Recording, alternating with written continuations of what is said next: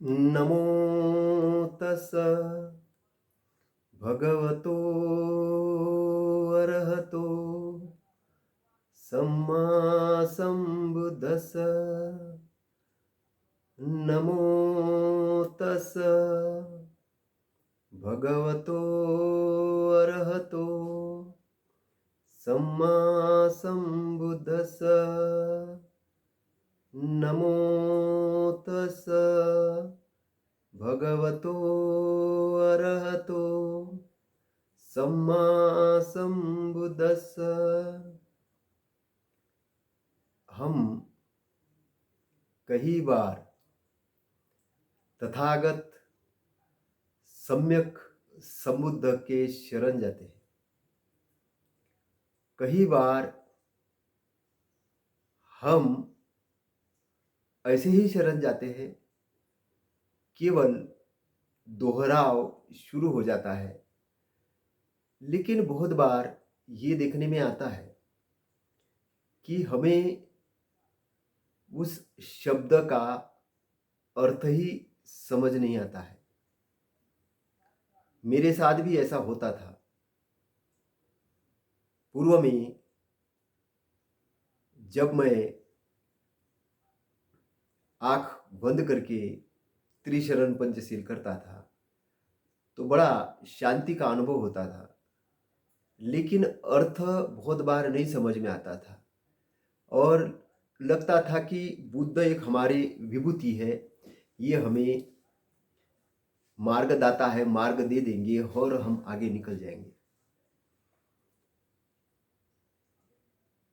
तो क्या होता है कि बहुत बार हम कह रहे हैं नमो तस्स भगवतो अरहतो सम्मा संबुद्दस्स। हम कह रहे हैं नमो तस्स भगवतो अरहतो सम्मा संबुद्दस्स। नमन उस तथागत सम्यक संबुद्दस्स को। नमो तस्स नमन उसको। भगवतो यानी भगवत्ता को, निब्बान के एरिया को, निब्बान के एरिया को, भगवत्ता का जो एरिया है, दुख मुक्ति का एरिया, भगवत्ता के क्षेत्र को जिसने प्राप्त कर लिया, अरहत वैसे अरहत, अरहत अरहत ने अपने अंदर के शत्रुओं को जिन्होंने पूर्ण तरीके से खत्म कर दिया, अपने अंदर के शत्रु क्रोध, द्वेष, मूढ़ता, मात्सर्य, जितने दुर्गुण है उन दुर्गुणों को जीत लिया, पूर्णतः शुद्ध हो चुके, उन्हें अरहत कहते। नमो तस् भगवतो अरहतो सम्मा। सम्मा यानी राइट, राइट यानी सही तरीके की। सम्मा संबुद्धस्स, बुद्धस्स मतलब बोधि में भी, बोधि का उच्च स्तर कि बोधि ये कैसी प्राप्त किया जा सकता है, बोधि का मार्ग क्या है, ये व्याख्यात करने वाले जो व्यक्ति है उनको हम 3 बार शरण जाते हैं। मतलब तथागत सम्यक संबुद्ध जो सिद्धार्थ गौतम, इन्होंने बोधि प्राप्त किया था, बोधि लाभ प्राप्त किया था विश्व के अंदर। प्रथम बार किसी व्यक्ति ने अनुपम बोधि लाभ प्राप्त किया था और उस मार्ग को प्रशस्त किया था। तो उस मार्ग को प्रशस्त करने वाले हमारे सद मार्गदर्शक, मार्गदाता तथागत सम्यक संबुद्ध को नमन करते हैं, वंदन करते हैं।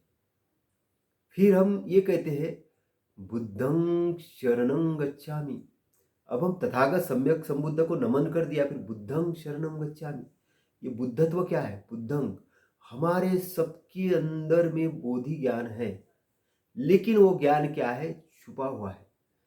उस ज्ञान को हमने जगह नहीं दी है, उस ज्ञान को हमने स्थान नहीं दिया है। तो ऐसे बुद्धत्व को, ऐसे ज्ञान को, ऐसे हमारे अंदर जो पड़ा हुआ एक खजाना है उसके हम शरण जाते हैं। बुद्धं शरणं गच्छामि, बुद्ध के शरण नहीं। तो लोग बोलेंगे अपने वो तथागत सम्यक संबुद्ध की और शरण जा रहे। नहीं, पहली बार तो हमने नमन कर लिया, उनको नमन कर लिया, वंदन कर लिया, उनका मार्गदर्शन ले लिया, लेकिन बुद्धत्व का अंग जो हमारे अंदर है उसके शरण जाएंगे। तो उसके शरण कैसे जा सकते हैं? उसकी शरण जा सकते धम्मं शरणं गच्छामि, धम्म के माध्यम से, धम्म के माध्यम से। और धम्म हमको कौन व्याख्यात करेगा? संघम शरणं गच्छामि, संघ व्याख्यात करेगा। जिन्होंने बोधि लाभ प्राप्त किया, जो अरहत हो चुके हैं, वो संघ, जो तथागत का संघ है, जिन्होंने इसकी व्याख्या की है, वो संघ बुद्धं शरणं गच्छामि। नमो तस्स भगवतो अरहतो सम्मा संबुद्धस्स, 3 बार हम जब कहते हैं, उसके बाद कहते बुद्धं शरणं गच्छामि, धम्मं शरणं गच्छामि, संघं शरणं गच्छामि। इन 3 शरणों से अच्छी शरण कुछ है ही नहीं। वो धम्म जो है, तथागत ने जो व्याख्यात किया है, उस धम्म के मार्ग से जब आप जाते हो, जब आप चलते हो, तब आपको उस उच्च स्तर ज्ञान की प्राप्ति होती है। और जिस उच्च स्तर ज्ञान की आपको प्राप्त होती है, उस ज्ञान के सानिध्य में जब आप जाते हो, जब आंतरिक आपको शांति प्राप्त होती है, उस शांत एरिया, उस धम्म का एरिया, वो जो एरिया है, जो हैप्पीनेस का एरिया, उधर ले जाने वाला। तो धम्म की व्याख्या तथागत ने की है 37 बोधि पक्षीय धम्म। तो इसमें धम्म के अंदर में 37 बोधि, यानी बोधि का पक्ष लेने वाले धम्म, इनकी हमको जानकारी होनी चाहिए और ये हमको समझ में आना चाहिए। संघम शरणम गच्छामि, जो संघ है, जो धम्म के शरण गया है, धम्म का जानकार है, धम्म को अनुसरण करता है, ऐसे संघ के हमको शरण जाना चाहिए। तो ये 3 शरण हमारे लिए बहुत महत्वपूर्ण है। शरण का मतलब होता है कि उनका अनुसरण करना। अनुसरण करना मतलब कैसा? अंधे जैसा नहीं, चक्षु खुले रख के। तो अंधे जैसा कौन अनुसरण करेगा? जो मूढ़ है, जो मूर्ख है। तो मूढ़ कौन होता है? जो प्रमाद रहित है, जो प्रमाद में पड़ा नहीं है, जो प्रमाद में पड़ा नहीं है, वो विद्वान होता है। और जो प्रमाद में है, वो मूर्ख होता है। प्रमाद का मतलब आलस्य में पड़ा हुआ, जिसका कोई गोल नहीं, जिसका कोई डेस्टिनेशन नहीं, जिसकी कोई विद्वत्ता नहीं, जिसने कोई विद्वान बनने के लिए अपने को न ढाला है, जो ऐसा है कि जो अपने मन का गुलाम है, ऐसा व्यक्ति बोधि अंगों को प्राप्त नहीं करेगा। इसलिए आचरण के लिए 5 शील दिए। शील यानी होता है आचरण। तो सदाचरण, अच्छा आचरण। तो अच्छे आचरण में क्या है? प्रत्येक प्राणी मात्र सुखी रहना चाहता है। हर प्राणी मात्र अपने आप को सुरक्षित करना चाहता है। इसलिए प्रत्येक प्राणी मात्र के लिए इस पृथ्वी तल पे एक रहने के लिए सुगम स्थान है। इसलिए डिसिप्लिन है। और इसलिए कहा गया है पानाति पाता वेरमणि शिक्षापदम समाधियामि। इस शिक्षा पद को मैं एकाग्र होके समझकर ग्रहण करता हूं कि प्राणी मात्र की जानबूझकर हत्या नहीं करूंगा। बेसावध होकर मैं कभी बेसावध में नहीं रहूंगा। तो बेसावध होने के लिए क्या होता है? पानाति पाता वेरमणि शिक्षा पदं समाधियामि। उसके बाद में आता अधिन्न दाना वेरमणि शिक्षा पदम समाधियामि। अधिन्न दाना मतलब आदमी किसी की लूटपाट करता है, किसी के घर डाका डालता है, ऐसा अगर काम करता है तो वो क्या होता है? वो अपना चित्त विक्षिप्त करता है। वही आदमी गलत कर्म करता है। पानाति पाता वेरमणि शिक्षा पदम समाधियामि। अधिन्न दाना वेरमणि शिक्षा पदम समाधियामि। मूसा वादा वेरमणि शिक्षा पदम समाधियामि। मूसा वादा यानी झूठ बोलना, झूठ बोलना, निंदा करना, चुगली करना। अब बहुत सारे लोग प्रवचन देने आते हैं और शास्त्रों की दुहाई देते हैं। शास्त्र लिखने वाले ने जिस समय शास्त्र लिखे थे, हो सकता है वो नशे में हो, द्वेष से भरा हो। क्योंकि शास्त्र लिखने वाले पर डिपेंड करते हैं, टाइप करने वाले पर डिपेंड करते हैं और उसको मॉडिफाई करने वाले पर भी डिपेंड करते हैं। शास्त्रों के अंदर में मिलावट भी हो सकती, क्योंकि प्रिंटिंग प्रेस के अंदर में जाते वक्त उसके अंदर 2-4 शब्द हटाए जा सकते, जोड़े जा सकते हैं। तो झूठ का उसमें पर्दाफाश कौन करेगा? झूठ का पर्दाफाश हमारे प्रज्ञा के द्वारा होगा। वो प्रज्ञावान व्यक्ति कौन होगा? जो होश में रहेगा, जो बेहोश नहीं रहेगा। तो बेहोश कौन होता है? कामे सुमिच्चाचारा वीरमणि सिक्खापदं समादियामि। जो काम वासना के अधीन चला जाता है, काम वासना, काम जब वासना का रूप धारण करता है कि उसके बगैर आदमी रह नहीं पाता, एक महिला दूसरी महिला तीसरी महिला वेश्यागमन करना, गलत रास्ते पे चलना, तो वो वासना का जब रूप धारण करता है तो वैसा आदमी बेसावध हो जाता है। वो बेसावध होने का कारण क्या होता है? सुरा मीर ये मज्ज पमाद ठाना वीरमणि सिक्खा पदंग समाध्यानि। जब वो कच्ची पक्की जो शराब है, गांजा है, भांग है, अत्यधिक मात्रा में ग्रहण कर लेता है, जब वो बेसावध हो जाता है, ऐसा व्यक्ति सभी प्रकार के पाप कर्म करने के लिए आगे बढ़ सकता है। क्योंकि आपने देखा होगा कि किसी व्यक्ति गलत तरीके से ड्राइव कब करता है? कि जब वो शराब के नशे में हो, जब वो क्रोध के नशे में हो, जब गुस्से में हो। इसलिए शराब पीकर गाड़ी चलाना दंडनीय अपराध बनाया गया।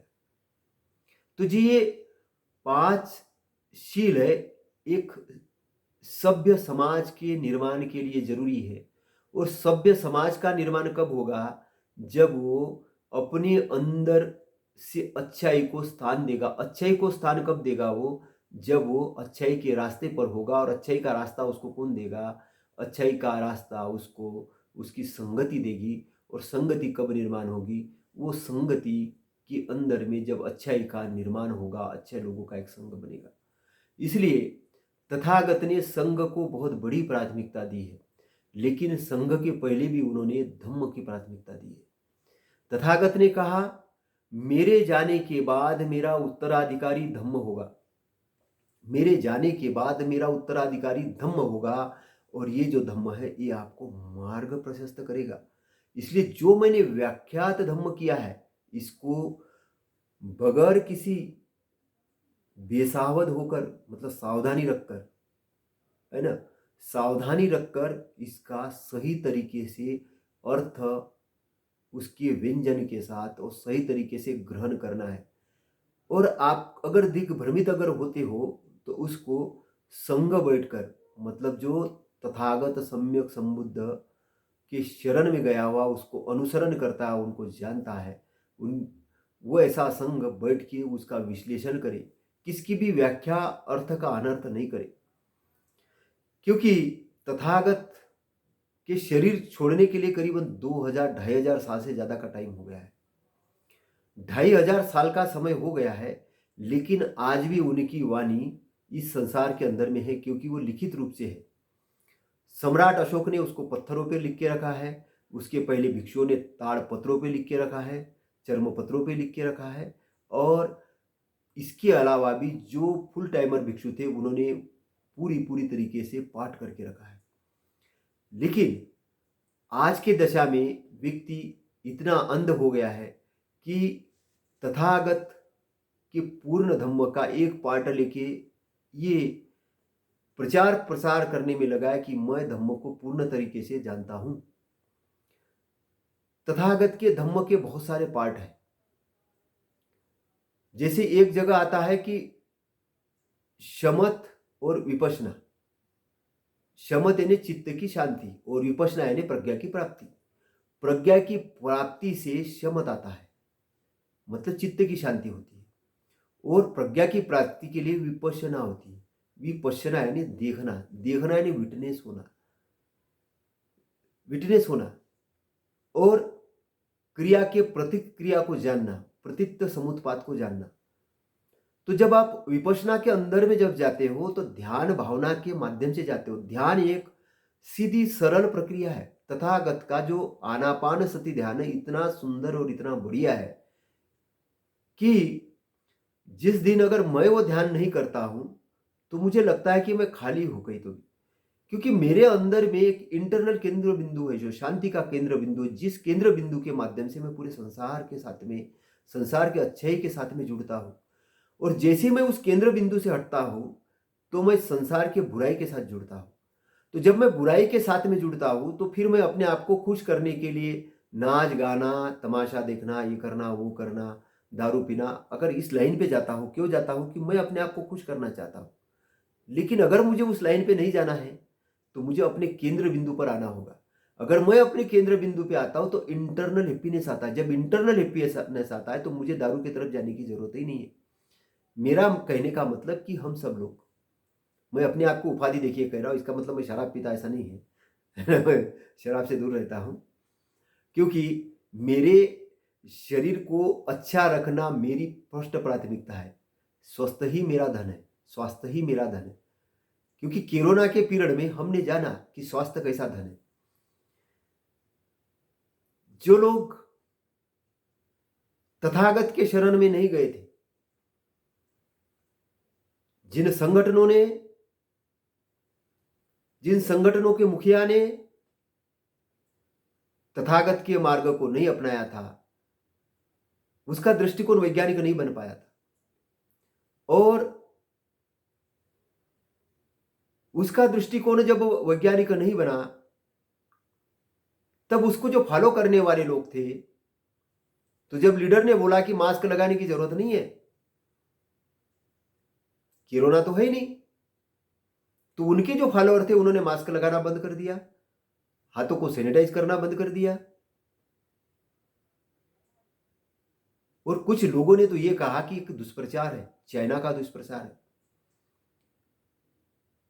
कुछ लोगों ने कहा सत्ताधारी पार्टी का दुष्प्रचार है, ये हमारे आंदोलन को रोकना चाहते हैं। लेकिन बड़े खेद के साथ कहना पड़ रहा है, उनके सानिध्य में जाके, उनके मार्गदर्शन को पाके बहुत से विद्वान दिग्भ्रमित हुए, रास्ता भटक गए, और वो उस समय सावधानी न बरतते हुए कोरोना की चपेट में आए। फिर आते बराबर उनको अपना इलाज करना था, लेकिन इलाज इसलिए नहीं लिया कि सामने वाले ने बताता वो तो अपने आप ठीक हो जाएगा। लेकिन सेकंड लहर के अंदर में हमारे बहुत से मित्र चले गए, बहुत से सामाजिक कार्यकर्ता चले गए, और वो इसलिए नहीं चले गए कि वो बीमार थे या कुछ थे, उन्होंने लापरवाही बरती, उनको सही तरीके से इलाज नहीं मिला। सही तरीके से इलाज क्यों नहीं मिला? क्योंकि इलाज करने वाले डॉक्टरों को पूर्वानुमान नहीं था। लोगों ने बिल गेट्स पर गलत टिप्पणी करना शुरू कर दिया। बिल गेट्स ने क्या कहा था? बिल गेट्स ने यही तो कहा था कि हमको आने वाले समय में जो बैक्टीरियल इन्फेक्शन हो रहा है, जो इंटरनल इन्फेक्शन हो रहा है, जो क्रॉनिकल डिजीज है, संक्रामक डिजीज है, उसके ऊपर रिसर्च करने की जरूरत है, उसको जानने की जरूरत है। क्योंकि ऐसी पिक्चरें आ चुकी थी। जो विद्वान आदमी होता है वो पूर्वानुमान लगाता है, वो सचेत करता है कि ऐसे वायरस के प्रति हमको अपने एंटीवायरस डेवलप करने का काम करना चाहिए। और इसलिए आज तथागत के धम्म की बहुत आवश्यकता है। तथागत का धम्म पूर्ण शुद्ध धम्म है, पूर्ण शुद्ध धम्म है। और ये डेवलप करने की जिम्मेदारी उन विद्वान लोगों की है। तो तथागत का धम्म पूर्णतः व्याख्यात धम्म है, इसलिए कि आपकी प्रज्ञा जगे, आप प्रज्ञावान हो, आप एक जानकार बन सको। अगर आपने अपनी प्रज्ञा को कहीं घान रख दिया, उसका इस्तेमाल नहीं किया, तो आप मूर्ख आदमी हो, और मूर्ख बन के आप एक जानवर जैसे हो जाओगे, और आपके हाथ से कुछ भी गलत हो सकता है। इसलिए तथागत का जो धम्म है, प्रज्ञा प्राप्ति का धम्म है, विजडम प्राप्ति का धम्म है। कार्य कारण को समझने का काम करता है प्रज्ञा के माध्यम से व्यक्ति। और प्रज्ञा के माध्यम से बुराई को खात्मा करके अच्छाई को प्रशस्त स्थान देता है। और प्रज्ञा आपको आगे बढ़ाने का काम करती है। इसलिए तथागत कहते हैं कि धन की हानि बड़ी हानि नहीं है, रिश्तेदारों का आपसे बिछड़ जाना बड़ी हानि नहीं है, लेकिन प्रज्ञा की हानि बड़ी हानि है। प्रज्ञा का नाश बड़ा नाश है। तो प्रज्ञा के शिखर पर जो व्यक्ति पहुंचता है, प्रज्ञा के शिखर पर जो व्यक्ति पहुंचता है, शिखर यानी मीनार जैसा ऊंचाई का शिखर, वहां से वो मूल लोगों को देख सकता है। आज बाबाओं का एक झुंड तैयार हो गया है और मुक्ति का मार्ग वो बताता है। किसी मूर्ति के शरण में जाओ। मूर्तियां इतनी ज्यादा हो गई है कि अभी तो बड़े इससे कहना पड़ रहा है कि बौद्ध लोग भी मूर्तियों के शरण में जा रहे हैं। उन्होंने डॉक्टर अंबेडकर की, बाबा साहब की मूर्तियों को पूजना शुरू कर दिया है, अभाव से नहीं। वो समझते हैं कि मूर्ति हमको ज्ञान देगी। वो बुद्ध की मूर्तियों को पूजना उन्होंने शुरू कर दिया। बुद्ध का मार्ग ध्यान का मार्ग है, लेकिन पत्थरों को पूजने वाला जो मार्ग है ज्ञान ध्यान का मार्ग नहीं है, वो पूजा वाला मार्ग है। और पूजा वाले मार्ग के अंदर में एक धंधा शुरू हो जाता है।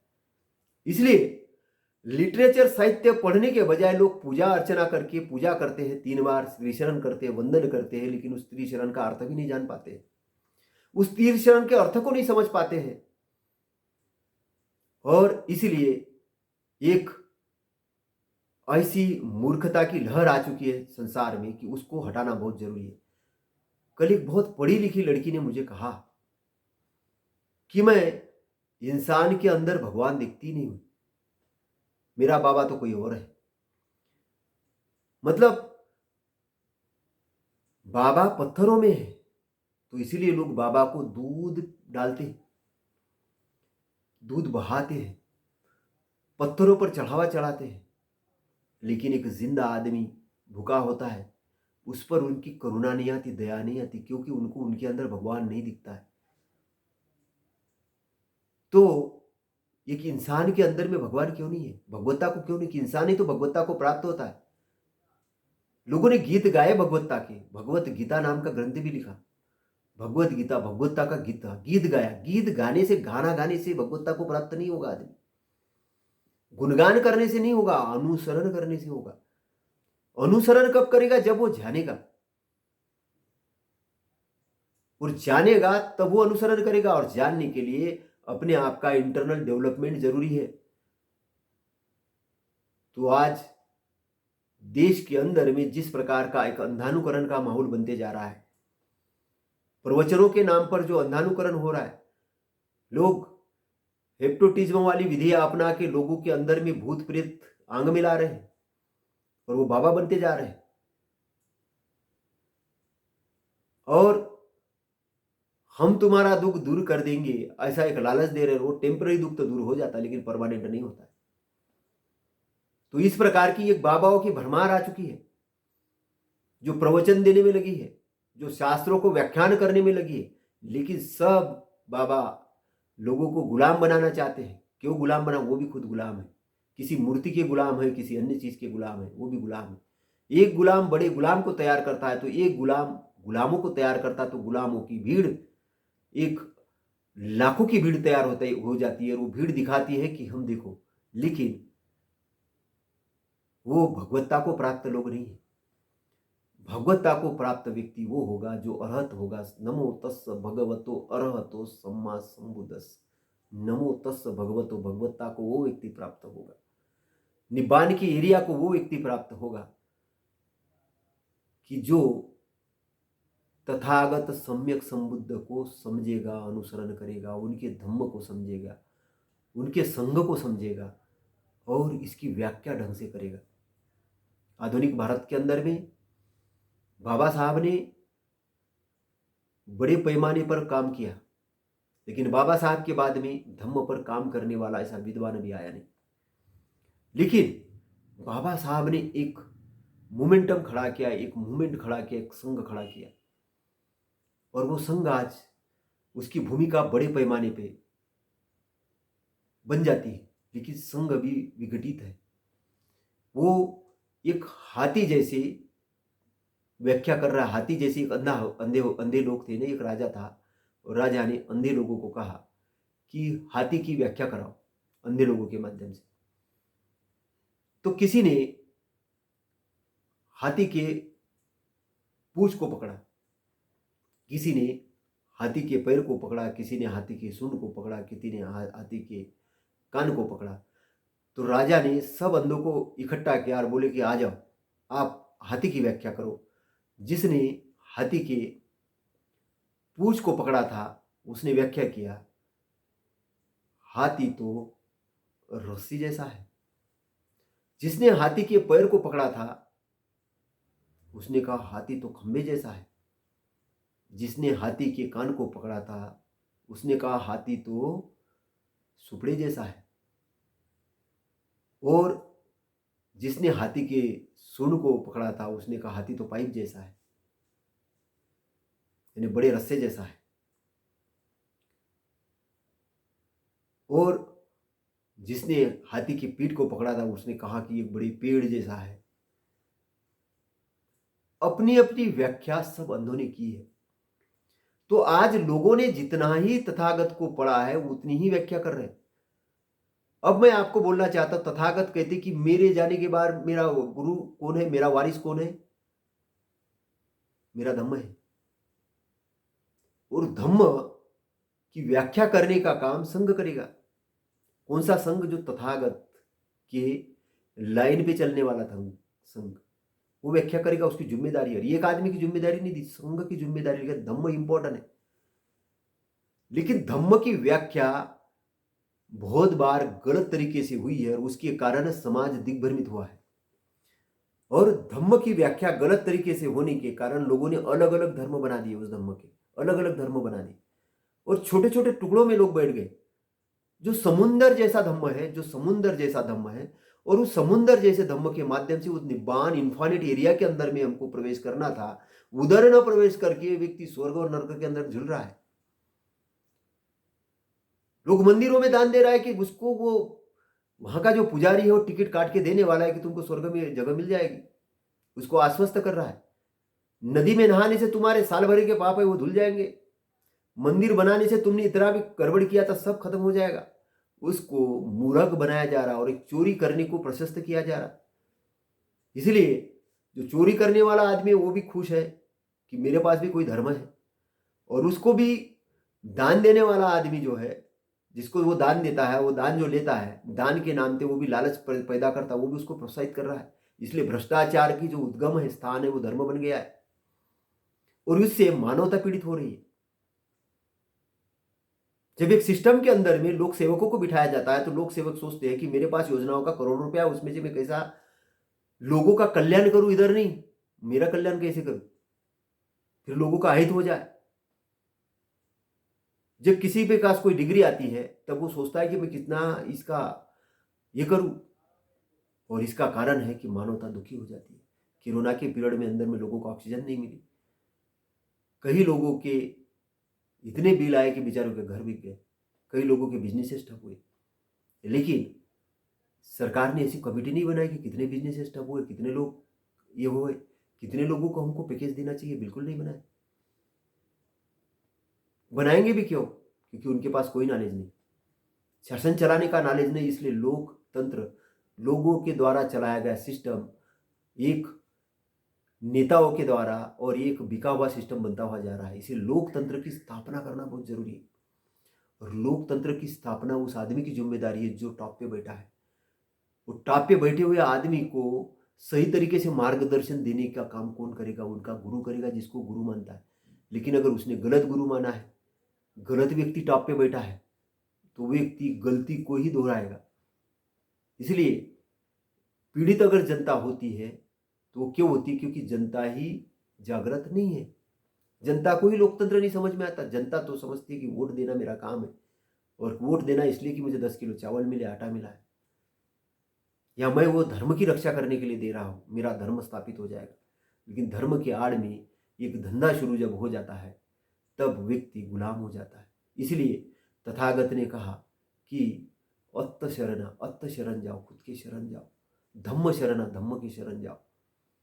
और जब आपके अंदर में कुछ जीवन में गड़बड़ी आ जाए, कुछ हो जाए, तो कहाँ जाओगे? अत्त दीप भव, अपने अंदर में दीपक ढूंढो। अपने अंदर में दीप शरण स्थान है, क्योंकि वो शरण स्थान, वो दीप आपके अंदर में। उसकी मुक्ति करना है आपको, उससे मुक्त होना, मुक्त जैसे ही हो जाओगे, क्योंकि ये सारी चीज़ें आपकी बड़े-बड़े पोस्ट, बड़े-बड़े पद, ये जो बड़ी-बड़ी चीज़ें, ये साधन है आपके शरीर के लिए। साधनों में ही मत खो जाना, साधनों के आगे मानवता के हित में आना, अपने द्वीप के अंदर में आना और मानवता के कल्याण के लिए मार्ग प्रशस्त करना, ये बुद्धिमान व्यक्ति का काम है। और जब वो व्यक्ति अच्छाई के मार्ग पे जाएगा तब उसकी आंतरिक शांति अपने द्वीप को प्राप्त करेगा और उसकी मुक्ति होगी। इसलिए ये जो त्रिशरण है और ये पंचशील है, बड़ा महत्वपूर्ण है और इसकी सारगर्भित और संक्षेप में व्याख्या मैंने की है। इसको समझिए और जो चीज़ें आपको लगता है कि आपकी काम की है उसको लीजिए, जो आपको लगता है आपकी काम की नहीं है उसको मत लीजिए और धम्म को पूर्ण रूप से जानिए। नहीं तो कुछ लोग बोलते पूरा विपश्यना ही धम्म है, कुछ बोलते विपश्यना ही धम्म है, कोई बोलती विपश्यना मानना ही धम्म नहीं है। विपश्यना धम्म के विरोध में बात है, गलत है। मैं दोनों का समर्थन नहीं करता हूँ। विपश्यना एक धम्म का अंग है, जैसे हाथी का एक पैर। धम्म को हमको पूर्ण तरीके से देखना होगा और उसका एक जो केंद्र बिंदु है वो है 37 बोधि पक्ष धम्म, जिस पर मैंने व्याख्यान में किया है। तो धम्म बंधुओं, धम्म प्रेमियों, बहुत दिनों के बाद आज मैंने वीडियो बनाया है और मुझे लगता है कि इसको सुनकर आपके चक्षु कुछ ओपन हुए होंगे, कुछ खुले होंगे। हम ऐसी चर्चा करते रहेंगे, आपके साथ हम वार्तालाप करते रहेंगे। आप अपने परिवार के साथ में खुश रहो, आपका कल्याण हो, आप पूर्ण स्वस्थ रहो, आप उत्तरोत्तर वृद्धि हो आपकी, आप अपने दुख से मुक्त हो और आपके रिश्तेदार, आपके दोस्त मित्र सभी लोग आनंदित हो, सबका मंगल हो, ये मेरी आपके लिए मंगल कामना है। नमो बुद्धाय, नमो धम्माय, नमो संघाय। साधु साधु साधु।